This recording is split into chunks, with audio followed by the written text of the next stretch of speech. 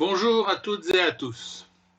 Début mai, le nouveau site d'internet Polaris remplacera celui que vous avez l'habitude d'utiliser. Avec Béatrice Fega du club de Bernay-Bernfeldestein, nous allons vous aider à prendre en main ce site. Nous avons pensé que la réalisation de courtes vidéos disponibles en libre-service est plus adaptée qu'une visio. Vous pouvez à tout moment mettre la vidéo en pause, revenir en arrière ou même l'arrêter. La vidéo que vous allez découvrir ici vous présente le contenu des menus dédiés à l'administration. Alors ouvrez votre navigateur préféré, connectez-vous sur votre site de test et identifiez-vous comme nous vous l'avons appris sur la première vidéo de connexion. Nous allons maintenant commencer.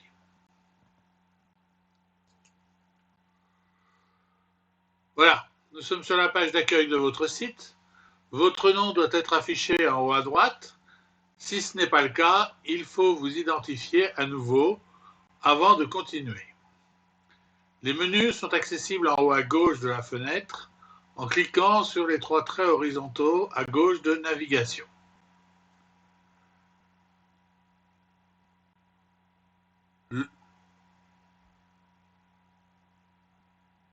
Menu d'un utilisateur.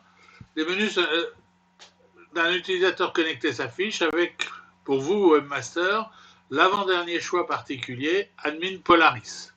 Vous pouvez cliquer dessus. Un nouveau menu apparaît et la page devient vierge avec juste le titre « Commencer ». Le système devient beaucoup plus familier en vous saluant. Salut Hervé à droite. Vous avez un rappel du nom de votre site et la petite map monde à gauche du nom de votre site vous permet de revenir sur le site normal.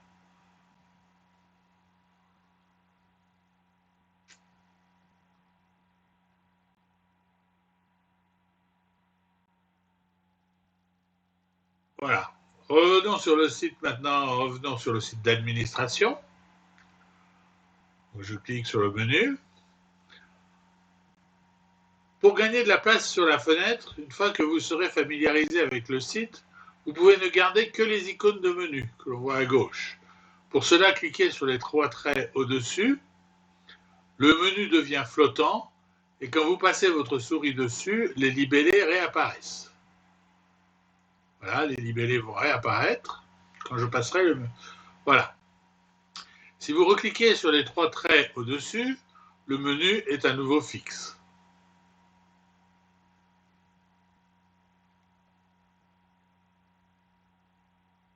Comme cela. Cliquez maintenant sur page d'accueil et un sous-menu va s'afficher. Cette fois, vous allez cliquer sur la seule option de ce sous-menu qui est accueil. À droite, la page d'accueil donc s'affiche et vous pouvez maintenant la renseigner. Nous verrons cela en détail dans une prochaine vidéo. Mais vous pouvez voir en haut à droite l'accueil des onglets, les onglets, et balayer ces onglets.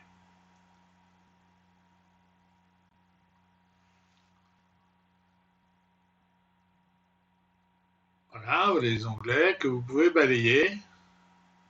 Si vous le souhaitez, quand vous cliquez dessus, la page va changer. Dans le menu de gauche, l'option suivante sur laquelle vous pouvez cliquer est « Vie du club ». Là aussi, un sous-menu s'ouvre et vous retrouvez les fonctionnalités qui existent dans le site actuel. Et en cliquant sur chaque option, vous retrouverez le calendrier avec une présentation. Calendrier, voilà. Donc la présentation est plus riche que ce que vous aviez l'habitude. Et là aussi, vous avez en haut à droite des onglets pour venir modifier les informations de la page. La deuxième option, les messages du président, des différents présidents successifs du club. Ensuite, les newsletters, c'est une nouvelle fonctionnalité qui, couplée avec la fonction de messagerie, Vous voyez en haut des boutons pour créer un message ou une newsletter. on le verra aussi dans une autre formation. Ensuite, les actualités du club, hein, toujours sous forme de liste.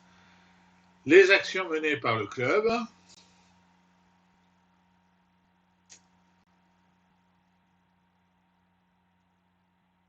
Hein,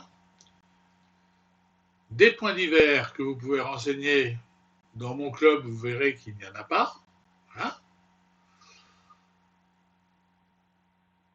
Ensuite, si vous avez fait des photos, vous pouvez ici mémoriser dans des galeries de photos tous les reportages que vous avez pu faire en ligne.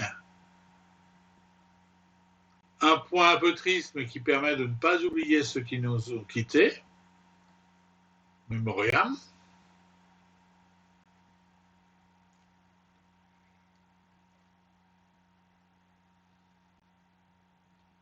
Et une dernière fonction qui est une nouvelle fonction donc pour la vie du club, la modération des contenus que d'autres clubs en particulier ont pu faire paraître sur vos pages.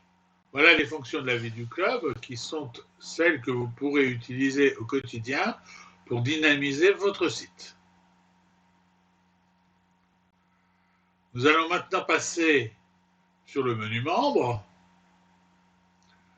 Là encore, plusieurs sous-menus, mais qui sont cette fois des sous-ensembles de toutes les personnes connues avec votre club. À chaque fois, la même présentation, d'où vous verrez, suivant les options que vous choisissez, tous les membres, c'est un petit peu long là. Voilà, tous les membres.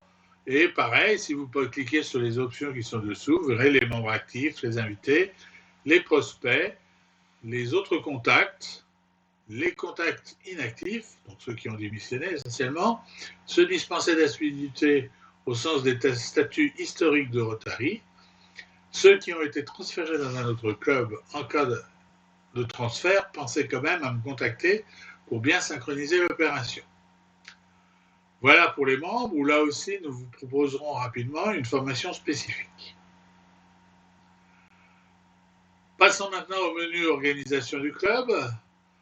Vous devez obligatoirement renseigner le comité de votre club avec les fonctions obligatoires du RI, c'est-à-dire président, secrétaire, trésorier, responsable des effectifs et responsable de la fondation. Pensez à renseigner le comité de l'année à venir avant le 31 décembre de l'année en cours. Vous pouvez également renseigner ici les commissions de votre club, enfin dans mon club, mais enfin vous pourriez rajouter toutes les commissions de votre club.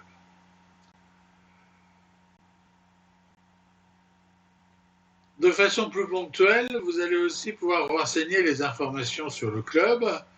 Les différentes choses sont disponibles. Donc à propos de nous, avec en haut plusieurs onglets, les coordonnées, la présentation générale, les comptes bancaires nécessaires si vous souhaitez utiliser les nouvelles fonctionnalités financières, les liens vers les réseaux sociaux essentiellement, les adresses de messagerie des contacts du club. Notez ici que avec notre nom de domaine, nous les avons banalisés, et la liste des clubs contacts. Dans les informations du club, vous allez aussi renseigner les adresses de votre club, et vous pouvez aussi renseigner les horaires de vos réunions. Éventuellement, ajouter des informations générales sur le club à votre libre arbitre. Voilà pour les informations du club. Comme dans le site actuel, vous disposez également de dossiers pour stocker tout type de documents. Ici, nous voyons que l'arborescence est complètement visible, contrairement à ce qui existait avant, ce qui facilite grandement la navigation.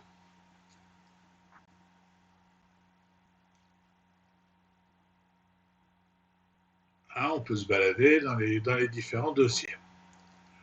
Le menu pour les paramètres, avec les premiers paramètres qui concernent les rôles et qui permet d'expliquer ces rôles et de les affiner.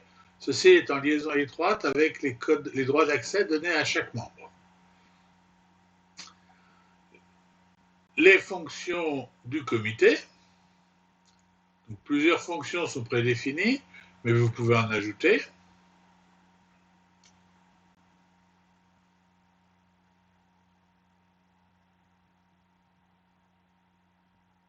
Enfin, d'autres paramètres qui dépendent un petit peu du contexte. Donc, vous pouvez jouer sur les paramètres, il faut balayer pour revenir voir quels sont les paramètres sur lesquels on peut jouer.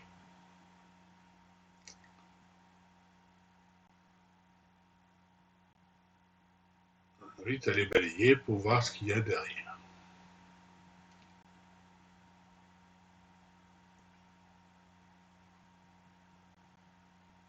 Pour finir, vous disposez d'un ensemble d'utilitaires, la possibilité de définir des groupes de destinataires pour l'utilisation de la messagerie,